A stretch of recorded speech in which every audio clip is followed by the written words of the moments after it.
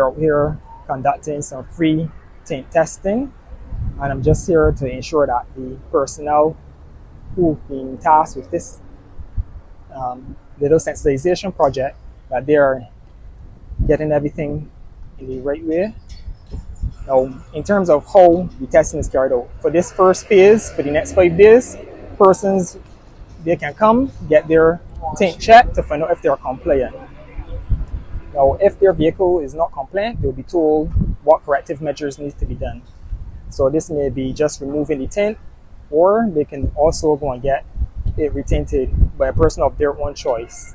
So far for the morning, there have been a number of persons asking any recommendations, and we are not in the position to recommend any particular company. That should be your choice, and you should look for someone who's reputable, preferably someone who also has a tint meter to carry out tests. Because there are some things that you must need to know, which is most factory glass, it already blocks out about 20% of the light coming in. So if you go and you put on, say you want to ask the person for 20%, you have to factor in the amount of light naturally being reflected out, because that may make the vehicle actually darker than the legal limits. So for the front and rear windshield, the law stipulates that it should be no less than 70% of visible light being transmitted through that glass. For the front passenger and the driver, it should be no less than 25% of light traveling through the glass. And then for all other windows beyond that point, no less than 20%. Now, what does those percentages mean? Now, the higher the number, it means the more light is being transmitted through the glass, and the lower the number, the less light.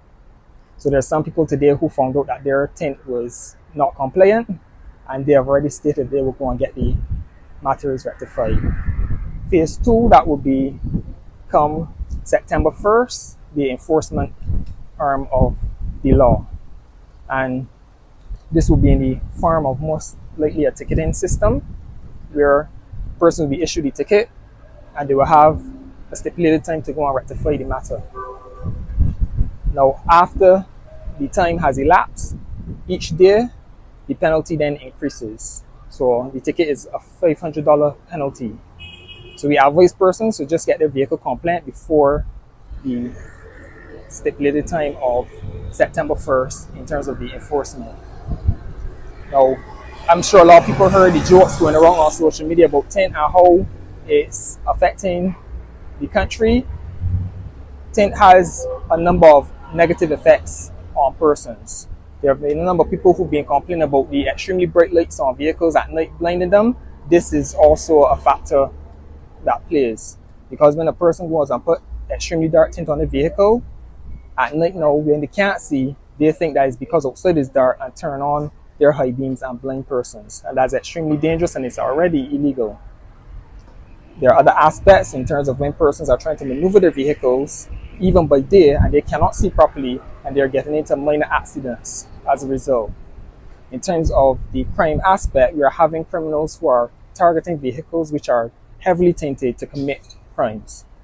So we ask persons, don't take it as a joke. It's a very serious endeavor, and right now we see that gun crime is affecting the country, and we want to get this matter under control.